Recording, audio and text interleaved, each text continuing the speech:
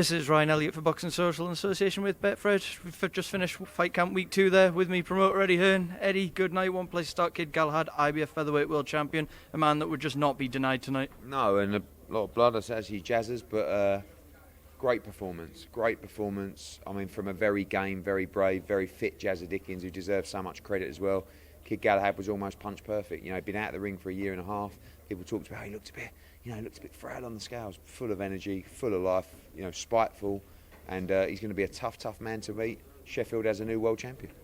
You said it there, spiteful. He threw so many punches. I think it was over 1,000 punches in the end. Do you think after the Josh Warrington disappointment he had, do you think he was just thinking, I don't want to leave this in the judges' hands anymore? I think it's a great look from Jazza Dickens, from Kid Galahad, sorry. People sometimes question, how exciting is he? You talk about throwing 1,000 punches there in that fight. So he came out tonight, he decided, I'm not going to be denied, and he dominated, and a rightful victor. Some huge nights ahead. He's spoken about only wanting Lee Wood if he's promoted to Super Champion, I believe. But is the next thing for him to go back and parade that belt in Sheffield and have a fight there? Yeah, we're gonna defend the title later this year in Sheffield, and then I think he should fight unification fights. Hopefully WBA make Lee Wood Super Champion. That would be a tremendous unification fight. Sheffield against Nottingham. Just to skate through some of the other fights, we saw Fabio Wardley and what you have to call a one-round shootout with Nick Webb. Wild in there, got him out of there though. Entertaining. What was going through your mind though? I mean, I was just about to tweet saying massive round from Nick Webb, and Fabio just stuck it on him. I would have liked to seen the ref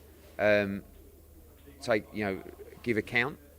I thought he jumped in and almost like panicked a little bit very quickly. I don't think Nick Webb would have got up, to be honest with you. But there wasn't many complaints from his side either. So I think that it was a really good performance from Fabio. People again question marks. They'd pop at me. Said, you said it was 50-50, and I said I'm a promoter, But I did think, and for a long time in that round, Nick Webb looked very, very dangerous. So great win, and look, he's coming on leaps and bounds, and I believe he should get a shot at the British title now.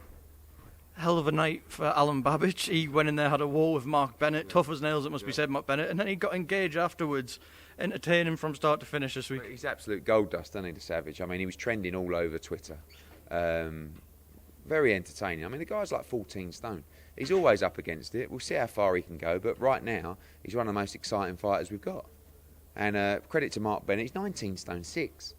And he didn't give up, but another big win, and congratulations on the engagement. Just to talk about the other guys on the card, we had Ebony Bridges back in action. Johnny Fisher caught the eye. Akib Fiaz, a really good learning fight. Just give your thoughts on the rest of the card, Eddie. What you said, Akib Fiaz, he was disappointed with his performance. Exactly what he needs. Got rounds, he's been inactive, good win. Ebony Bridges, I thought looked great.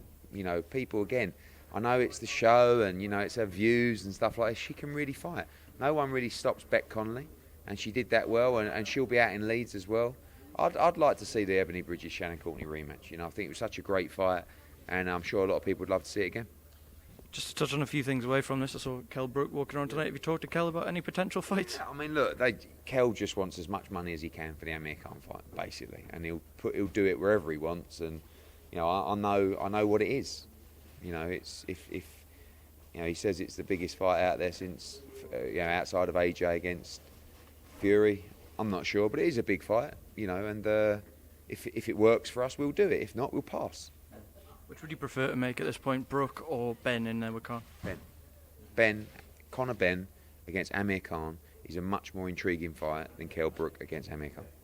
Dillian Whyte was also here in a very colourful hat. He's just outside right now. Can you give us any update on Dillian? I think I heard Chris Arreola mention. Yeah, obviously we decided with Canelo and Eddie Reynoso yesterday that we'll wait till November, and a lot of people will wait and see what Canelo does. And now it's 6 weeks away. We were looking at America, but I think that Dillian will likely fight in the UK in October now, because I think he's going to fight once this year. So we'll see. We had a big meeting tonight, and we'll make a decision next week. Just a quick one, Canelo Alvarez. We know he's not going to be fighting in September now. It seems to be on and off and on and off. The talks with Caleb Plant, are they back on now? Back on. Eddie Reynoso reached out to Heyman's team and said, look, we'd like to try and reignite them. That's the fight they want. Dimitri Bivol is definitely an option. They want that fight as well, but Caleb Plant is the fight they want, and we'll see if there's any possibility of making it happen. Just a couple more from me before I let you skate ahead. Tuesday we've got a press conference in Liverpool. Liam Smith, Anthony Fowler. Nice to be back. You expect that one to get a little bit spicy? Yeah, I think so. I mean, sometimes they start respectfully and then as the build-up goes, but I'm not so sure. We might just kick off straight away on that one. Got some big fights to add to that card. It's going to be a cracking night, October 9th, and look forward to the press conference.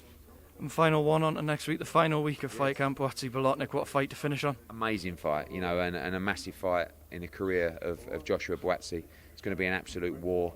Joe Caldina looks like he's going to be added to that card as well. Maybe Zelfa Barrett, a couple of changes because of red list countries. But Michael Mickinson in a big fight, Cash Farouk as well. But Buatsi Bolotnik is an absolute belter to finish us off, and hopefully some sun this time.